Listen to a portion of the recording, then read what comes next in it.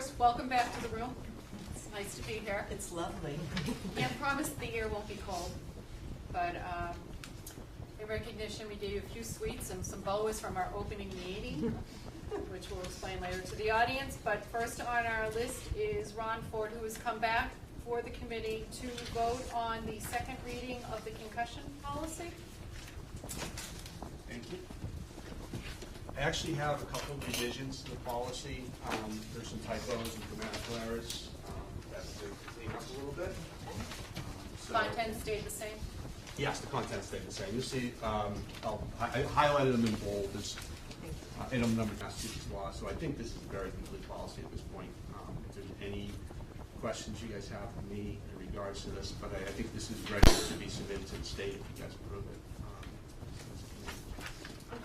Does anyone have comments? Just a quick thing on number 5. Right now it reads. The first things we do is we get the listeners columns, she brings them down to the impact. And it will forward a letter to the state certifying that this has been approved and will be on file for the next 4 years. Great. So can I just check, are you going to upload that to the new website tomorrow? Yes. Okay, Yes. we will upload it ourselves and on the second draft, so it's all set in the format it's in, and if you could send us a doc, Yeah. so Jennifer can take care of that, that'd be great. We were able to find a couple of errors from the previous report, and now we actually reconcile against our accounting system and our budgets and so forth. So I think we grasped all the expenses and all the revenues and so forth. So as you see, the first page is all fall sports, and then it goes into winter sports, spring sports, and then on the last page it's all a summary brought all together. So we've had a total of revenues last year between gate receipts, user fees, and booster donations of $210,946.25, and then our expenses totaled $485,846.44. So if you just look at those two numbers, you can see that athletics is not a standalone. We do need help from our appropriated budget. So out of our appropriated budget, we expended $273,063.19, and then we had to use a small balance from FY14 revolving of $1,837 to make up the difference. So you can just see that the balance is now equal to where it should. The balance of all our expenses are balanced out by the revenues and the budget itself, the town appropriated budget. Okay. And Katie, yeah, I saw yours, Katie, your spreadsheet too was. Having that So- tied to the appropriated Sure, number, yeah, so we it'd be could set it up a little differently. Yeah, just Good. have the appropriated budget tied in the budget book, and then have, if the revised budget, or Yeah. revised forecast, whatever you want to call it, is something different for the year. Actually becomes like your history from Right. the next year. Appropriated, And Dave worked with the reconciliation piece as we talked about what happens. What we're gonna do is now monthly go through that, so it's not like an end of the year reconciliation. So we're gonna be able to, As three we of us go sitting along, down, so as we instead of go trying along. to reconcile everything at the end of the year, which is So- a little more Yeah, so- monumental, we're gonna try it on a monthly basis. Yeah. I have a question. Yes. So, Ron, for fall 14, you had, based on the user fees of 57,225 is about 229 kids based on the average user fee. Is your expectation this fall, do we have as many kids signed up for Yeah, I fall think we're sports? actually gonna have more. Okay. And those are the actual paid user fees or our waivers, things like Right. that. But I think that we're projecting more right now, the numbers that showed up in the, and I projected more, I took more of we projected like more numbers in the user fees, so we're taking we projected more money to come out of the budget, you know what I'm saying? So we knew, we were looking for more user fees coming in this year when we projected our budget, and I think we're gonna hit that number. We've added a couple of freshman sports that we didn't have. We added No, those that was last from year, last so But- they come, but but they're that'll be growing. reflected Yeah, they're in the growing, growth factor. yes. Particularly field hockey. Field Yeah. hockey is growing exponentially. Boys soccer Yeah. is too. I mean, our numbers are growing, which is great. I mean, we knew that, we put those freshman teams in because we saw that bubble coming. Uh-huh. And the bubble's here. You Yeah. know, this year's ninth grade, I've been here 25 years. This is the first time we've ever gone over 400, I believe, in our enrollments, because I've always been tied so much to the enrollments as a coach and as an athletic director. And we're 420, right? I mean, that's a huge jump over it. So, you know, the extra kids are now, you know, we're going to pick that up in our programs, and having Right. freshman teams, we need them. I mean, we would be cutting right now 30, 40, 50 kids if we have freshman teams. So it's great that, you know, that we're supporting this, and I appreciate it. Makes my job a lot more pleasant, that's for sure. Okay, any more questions for I him? have one question. I don't know Yes. that it would necessarily go in here, and it's sort of a more general question, but do you have, or is there anywhere what the participant numbers are? I was just Yeah. kind of curious, like, based on what the total balance is per sport, how many kids you have in each? Yeah, we've given the participation numbers for, we do that every season with the MIA and everything else, so yeah, we can put that, we can build that right into the budget piece, yeah. I just thought it'd be kind of interesting to know, and I know this is the first time you've broken it down Yeah. like this so officially, which is great. Yeah, that's something we Down can the road. easily add right into it, and we have to do that, we report that to the MIA every year, and that's, you know, an important part of our end of season reporting. Very good. Thank you for looking out for me, Jeff, I Yeah. appreciate it. You can stay and listen to the minutes later. I'm sure. Stay for a little bit. Thank you. Run quick before we change our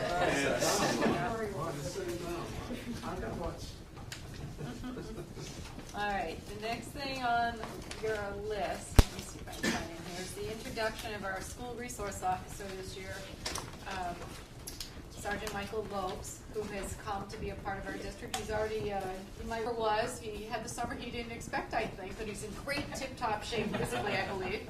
And he's here this fall, and it's been a quick introduction, but I think it's great having him on board. Having worked with him a little bit I've done so far, we meet fairly regularly, if not in the hallway, down in my office for meetings, and I have to say, I can see nothing but positive opportunity coming out of having him here in the school. So let me welcome Good him. evening. Great. Welcome. Welcome. Thank you, appreciate it. I think you saw in your packet the summary, the general duties and responsibilities. That was part of the packet, and the hours that he would be working, as well as his vacation schedule would run independent of others in his department. So I don't know if you have any specific questions you want to ask. He can probably give you a little bit about his summer and what he plans to do this fall. He certainly introduced himself at the meeting on the 31st. Some of you heard it, the community didn't get to hear that, but maybe you can reiterate some of what you spoke about on the 31st. Without going too in depth, because there's a lot of things that are involved in the school resource officer program. But basically, what we're going to try to do is forge some relationships and some friendships with the younger kids, and institute some law enforcement safety type presentations with them. And then with the older kids, basically what we're doing is the same thing, as well as dealing with different issues and problems that might come up on a weekly, daily basis, and then basically mentor, educate, and protect those kids. That's basically the mantra of being a school resource officer in a nutshell. But being there all the time, having them comfortable being around a police officer, coming to a police officer, talking to a police officer if they have an issue or a problem, and maybe being a different outlet to help them out that they haven't had in the past. And also, it's going to provide a single source contact from the department.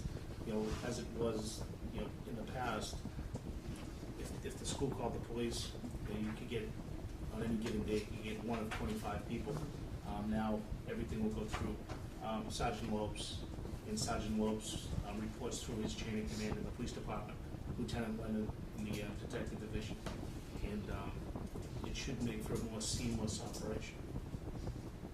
I think that it's great that you were so intrinsically involved in the recreation program this summer, because most of the counselors there are students at the middle high school, and they got to know you, you know, up close and personal. I think it was a wonderful opportunity for you and for them to get to know you, know your face, and know who you are and how you deal with students. I think it was a great thing.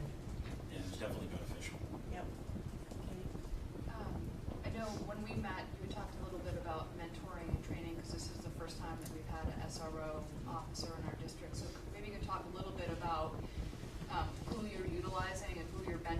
district off of in terms of, as we kind of think through how we best utilize you based on?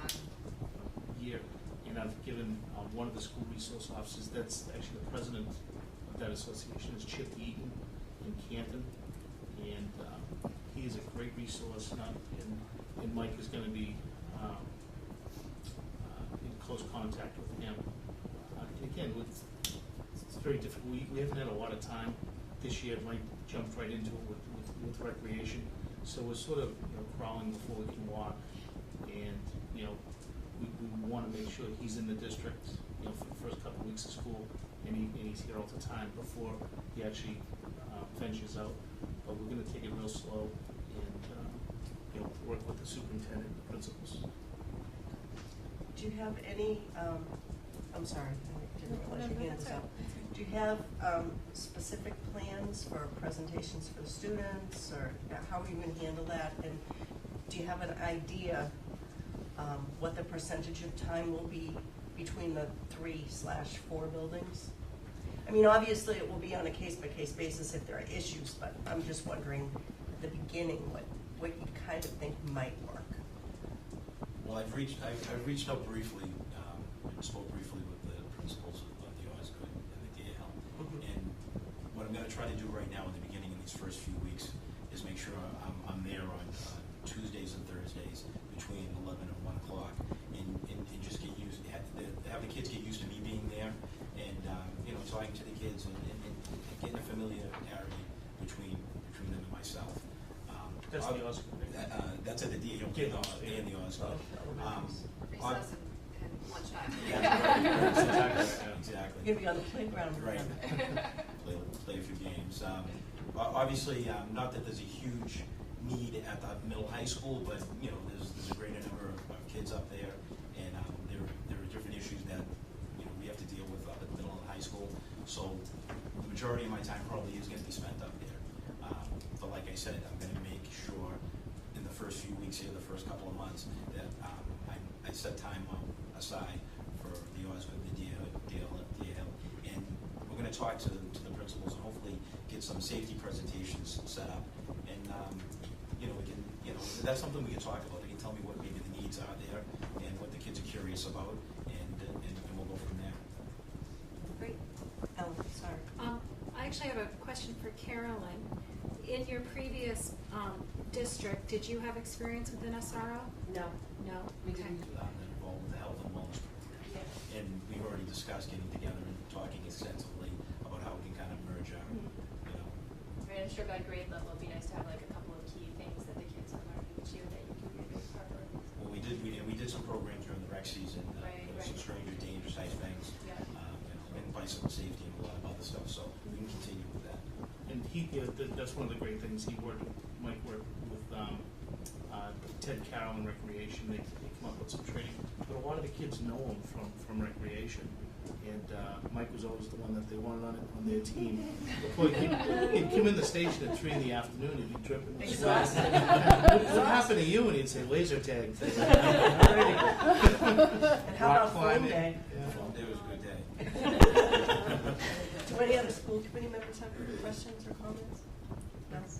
No? We have a question. Patty Gillis, Jerusalem Road. I just think it's stopped, I think this is great. It'll kind of flush it out. Yes. To that point, and Ron, I don't know if on the nights when you have events here and you require a police detail, will Sergeant Lopes be offered the first opportunity? Because I think it might, if he's available. We have collective bargaining issues Oh, on right. our side of the house, too, Okay. so we're still Okay. trying to work that out. Well, I just thought he's such a familiar face and a deterrent, with all of the kids. We'd love to. That's exactly Yeah. where we want to go. They need to spread the wealth a little bit. No, okay. I mean, I am going to try to make it to as many events, as I can. And like I said, there might be a football game and there might be a detail officer hired, but I still may be there. Yeah, that's what we're looking at doing. Great. And we had that conversation. Very good. Anything else? Thank you very much. I do appreciate it. Thank you. Thank you. To both of you for coming. Thank you.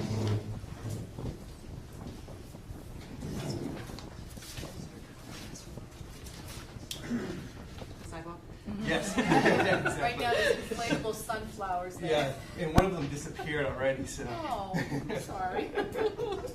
Sunflowers. Credit to Yes. take to the teacher. See, in August, some members of the Osgood staff and the Dairy Hill staff attended a PBIS training. PBIS, if you're not familiar, is Positive Behavioral Intervention Supports.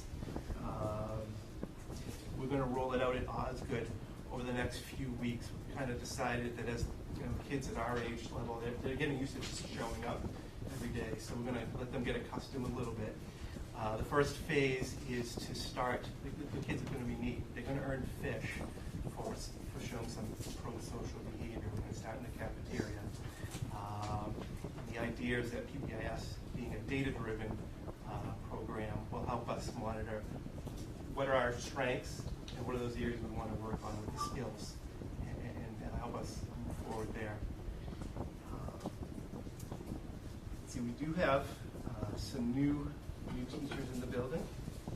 We have a new music teacher, Ryan Montgomery, and a new grade 1 teacher, Alex Sullivan, and they are replacing 2 teachers that did not return this year.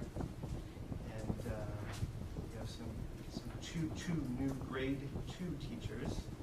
One replaced a retired teacher, and the other was for the 7th classroom. They are Lindsay Concanon and Megan Cully. And the 5th is Joseph, I believe his name is Chimienti. He's the school psychologist shared between Osgood and Dairy Hill. Whalen went to the school. Correct. Did she go, she went as a school psychologist? Or the Team We're the chair. team chairs. She's the team chair. One thing I'll just kind of chime in and say, when I saw Mr. Findon running all over the place today, which was great, in terms of you were very involved, he is filling in, and it really was very last second, so it was a compliment to Mr. Fenton. He was able to really pick up and run. But also going in and out of the classes, I went in with Mrs. Demas Tate. I was absolutely blown away by the fact on day 2, we were walking into classrooms and the orderliness of all of the classrooms, the attentiveness of all of the students. We were in a 2nd grade class that you would have thought you were in a 4th grade class. Absolutely, it was incredible how fast the students have settled in, how fast they were picking up the routines, Yeah, as far as I saw. Yeah, absolutely. Faster than I've ever seen. I don't know if it was the short summer that they had forgot the old routines or what, but I have to say it was a real compliment to the building that the kids were in their lines passing through were so quiet. The kids had the steps down, what they needed to do so fast, and it was only day 2, and that doesn't always happen, but it really was incredible this year how put together every room was and how great they were functioning when we came through today. Yeah, it's nice to see. Yeah. A little bit of chaos out in the front as the kids are getting dropped off and getting off the bus, but as soon as they walked through those front doors, the lines started forming right up the stairs. Yeah, it was something to see. Yeah. Yeah, absolutely. Very good. Great. Thank you. You're welcome. Questions? We have a question from the studio audience. In studio audience. We've had some things in place already in the district, as you know, with your children. This is something that will stretch across from pre-K to grade 5, which we think is optimal, and this has been used in all kinds of settings. When I think the question was brought up by Helene in terms of, will it count for all children? It optimizes personal behavior achievement. I think that's the best way, and emphasizes pro-social behavior. And it has been proven in urban settings where there might be, and it's not the situation here in Cohasset, so I want to really emphasize that, but in some urban settings where suspensions were running rampant and students were out on an average of 20 times a year, or more sometimes, that it has shown a reduction in suspensions at the secondary level by as much as 90% when implemented appropriately, because it accounts for every student's personality and what each student really needs, and that emphasizes how each student can then achieve and turn their behavior around to be collaborative. So I think that is what's so great here. We don't have that issue here in the district where we're concerned about a lot of negative behaviors, but we have a lot of positive behavior occurring in the schools, but we want to emphasize it and create a really collaborative environment where all students feel good about themselves. And I think that's partly, I would say that's where we're heading, and I think that's why, would you agree? I would. That lots of what the training was about was emphasizing everybody's assets. Absolutely.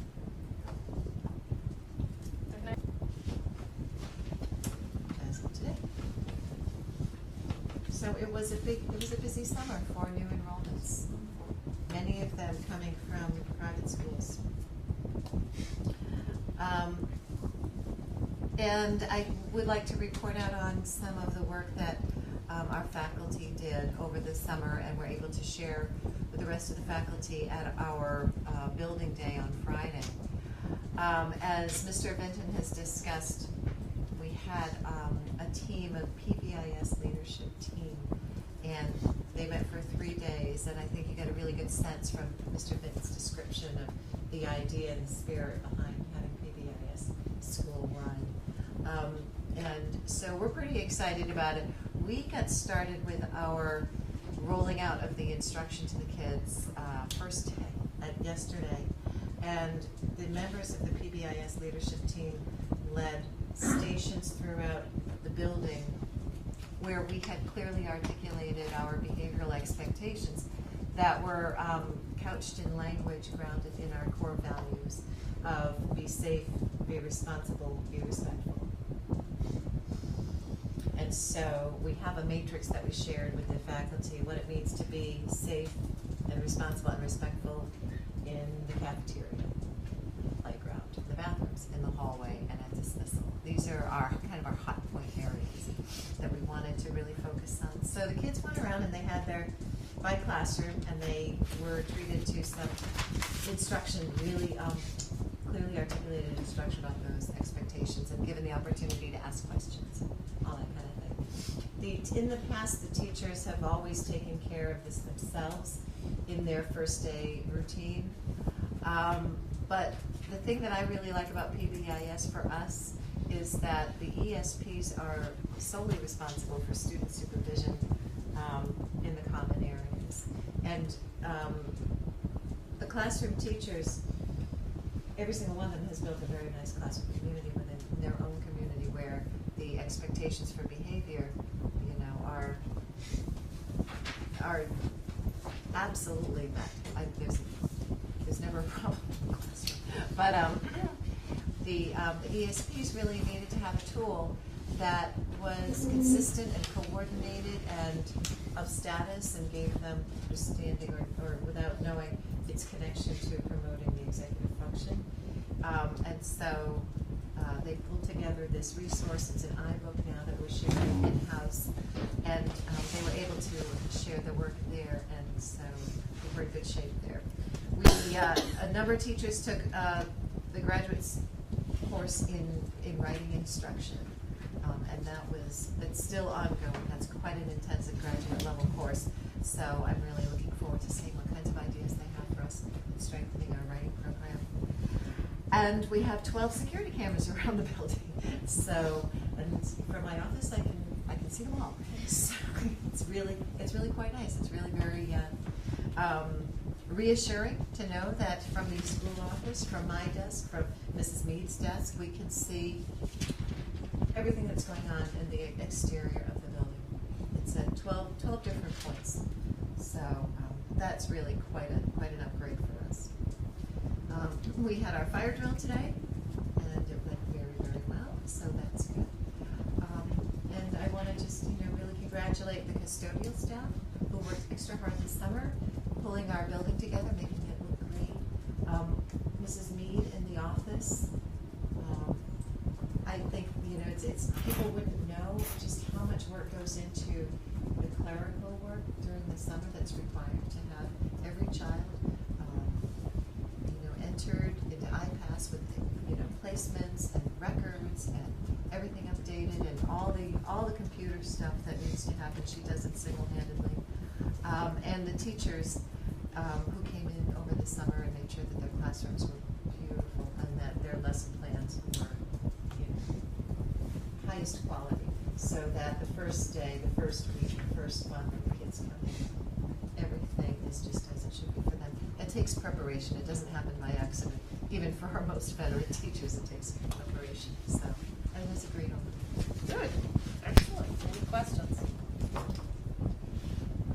This is interesting, 1, 2, I mean, obviously, some of them are move-ins. 4, 5, 6, 7 students from the Kingsley Montessori School in Boston.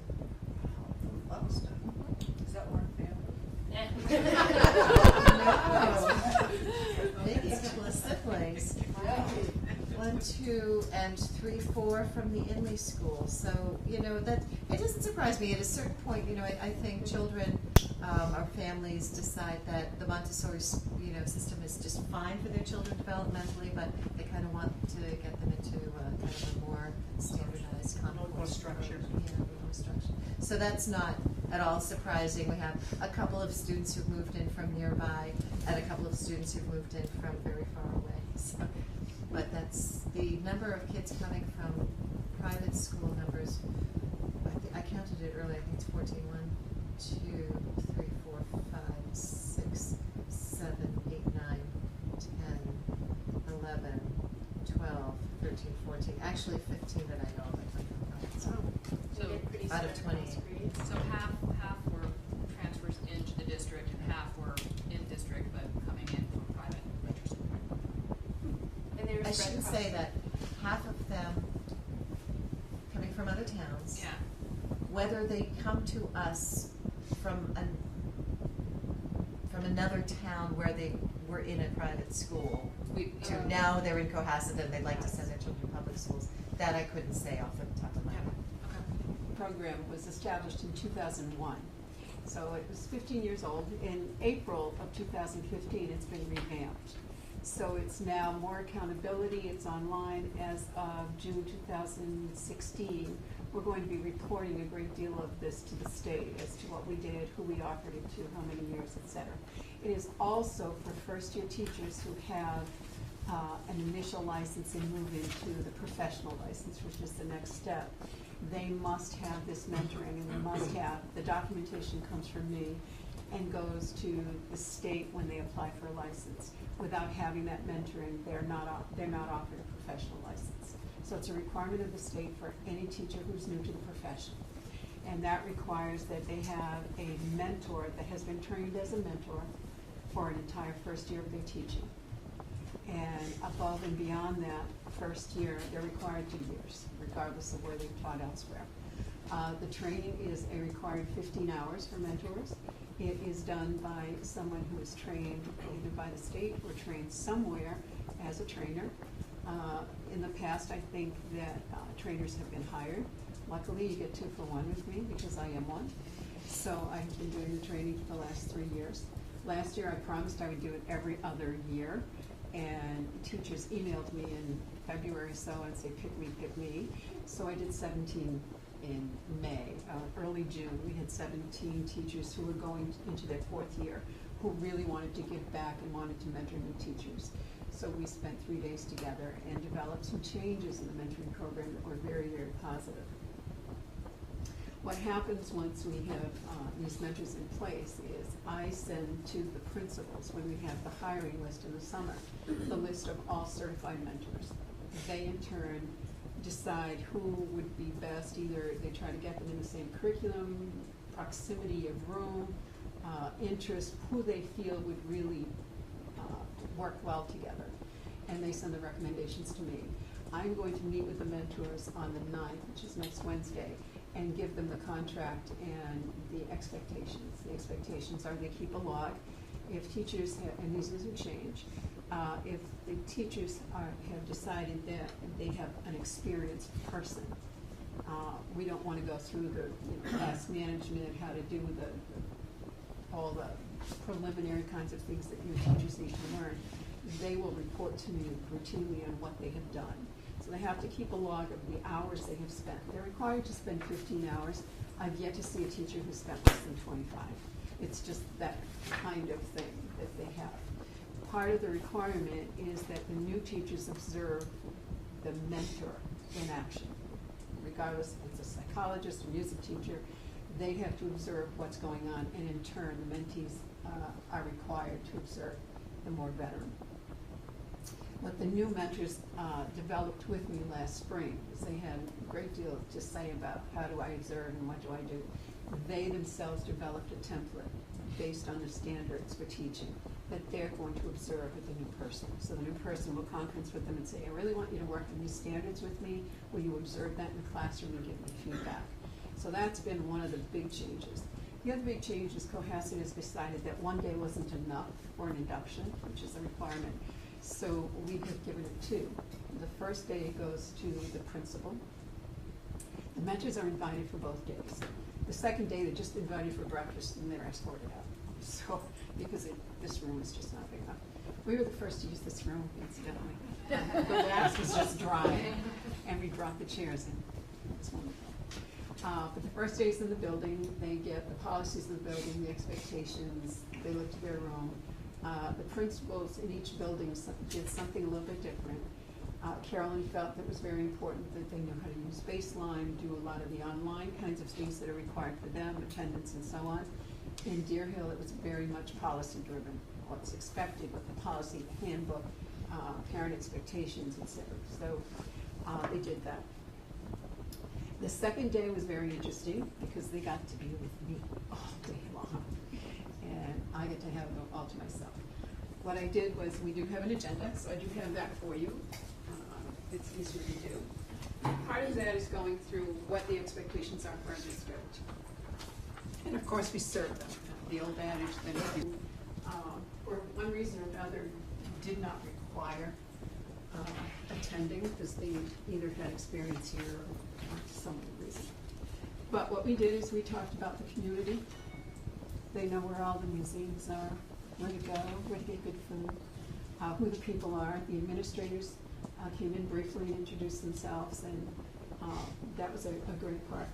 Then we loaded the big yellow bus with Callie Dixon at the helm one last time, and Jane Pescatori as our wonderful, knowledgeable guide, who told us where they should get their car repaired, where they should buy coffee if they wanted to, all three places, and how to get not to go to the beach here, because they didn't have a sticker. But how beautiful it was, the beauty of the community, everything that it has to offer, and how to get around. So it was wonderful. They loved it. Even a couple of teachers who live in the community thought that it was a wonderful idea. I get more every single year. I think Kelly told us there's a rock with a name to it at some place. I thought that was A rock? Big rock. I don't know. Well, there you go. But when we came back, it's funny. My community, it's the flagpoles that have names. When we came back, I invited all of the counselors, psychologists, and support staff to join us, and those who could. Others had commitments elsewhere. Kevin McGowan and Kate Nelligan did a wonderful job explaining to them the requirements and legal aspects of 504s and IEPs, and then the what to look for, how to be prepared, who to go to, how to communicate all of that. Mary Buchanan followed that with the expectations that we have in the district, and how to, steps to take, who to contact, how to really, their responsibility to all students, basically. So she did an incredible job at that, too. And they had a number of questions. We also talked about, we have a few students who are coming in who are not primary English speakers, so that they need to be aware of that and who to go to and who is responsible for all of that. We also talked about our mission and vision in the district, and we particularly did we talked about rigor and how the curriculum is set up, the alignments, the frameworks, and their responsibility. But there was an article that the superintendent shared with me that I thought was very valuable. It was the 20 principles for teaching, and it involved the social emotional, the content, the differentiation, and we talked at length about the net for them that works. So it was a very, very profitable day, and the second day was very, very helpful. That was the mentoring. I meet with the mentors about 4 times this year. We also have a book that the mentees are reading, and, or I hope they are. And the mentors are going to be doing with me. It's called See Me After Class. And it's about all of the teachers who give advice to new teachers about what not to listen to. Typically not to listen to veteran teachers who say, don't worry about it, because you are worried about it. So it has some humor and just points of discussion. So in May, they submit their logs to me, and they get a meager stipend for the work. I don't know if you have any questions. We have approximately right now 49 mentors available in the district. We have 21, 22, I think. That's somewhere. I think we have 30. We have 12 at Osgood, one in every grade, including special ed. At Deer Hill, we have 15, one in every grade in special ed. Middle school is 10, same there in every aspect and subject, and special ed in all areas. And high school has 12. We now cover all subject areas. Sometimes it's difficult to require 2 science teachers. At middle school, it might be difficult to get to. But the mentors that we have this year are more than excited. They're calling me and saying, can I call them now? Yes. Oh. Of the